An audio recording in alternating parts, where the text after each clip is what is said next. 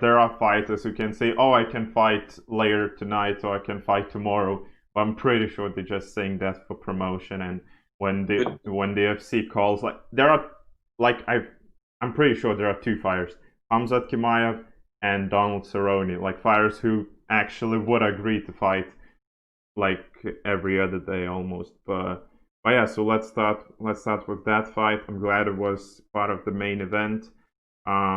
Yeah, so Khamzat Chimaev versus Rhys McKee. Yeah, that was an insane performance. What made it even more impressive, the fact that he fought 10 days prior. He made his debut where he looked just as amazing. He fought at middleweight, and then he had to cut weight to welterweight. And yeah, both first round finishes, both extremely dominant. Yeah, that was, and yeah, the main thing about Khabib 2.0 is that he has dominance level that's just as big as Khabib.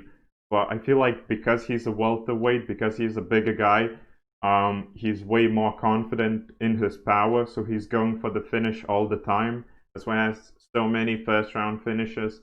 And yeah, just the fact that he's slightly bigger, slightly more powerful, and extremely confident in his abilities, he's even more exciting to watch than somebody like Khabib. So what are your thoughts on that fight in particular? I guess, I mean, it's, when you see fights like that, there are a couple of things that crosses my mind. First, like, yeah, on the first side, he's really amazing. He's extremely dominant and so on.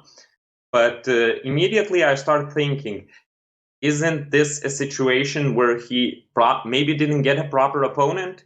Maybe he didn't get someone who would challenge him that much, and maybe it's because of a bit of maybe circumstances, the way who he is fighting have something to do with the fact that he looked so dominant.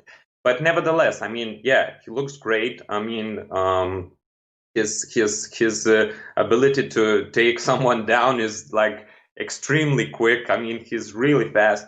I would be interested to see in the future, does he have any stand-up game at all?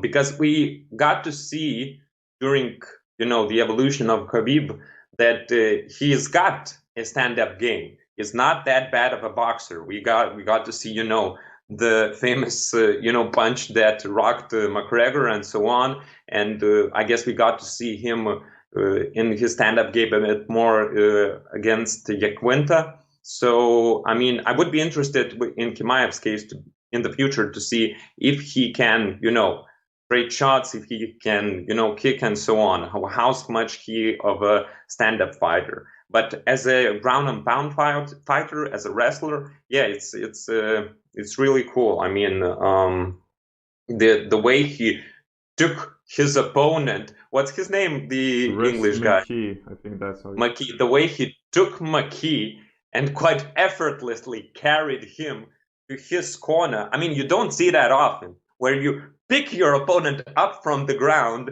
and you carry that opponent to your corner. So, I mean, that's after that, it was obvious he was going to win. Yeah, and the thing is, like, obviously it's his second fight. The UFC isn't gonna give him like a top 10 guy or anything like that, so it makes sense.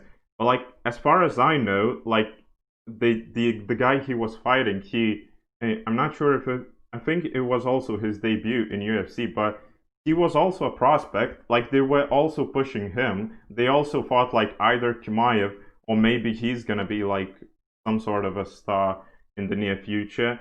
And the weird thing is like, and yeah, about Chimaev striking, I already like, even though he showed so little of his striking on his feet, I still think he's already way better than Khabib at striking. And as he said, like he didn't have the opportunity to show off his boxing, but he has everything. Like in his previous fights, like he wants to box, he boxes, but he listens to his corner, which is really good sign. His corner says no, go take him down. Fine, he goes do that, and I think that's another reason maybe why he's so successful. He's extremely confident in himself, but he's also confident in his teammates and his corner. So like that's why. Yeah, that's also one of the things that I noticed, during the fight itself, and also when he's talking in interviews. Like, he has extreme respect for his teammates, extreme respect for his corner, and he's also always listening to them. So I guess he could have, just took McGee and took him down at where he had him, but he decided to move him to his corner just to hear the advices of his coaches. I mean, this kind of relationship with coaches, it could be, I guess, yeah, one of the key things that get him so successful.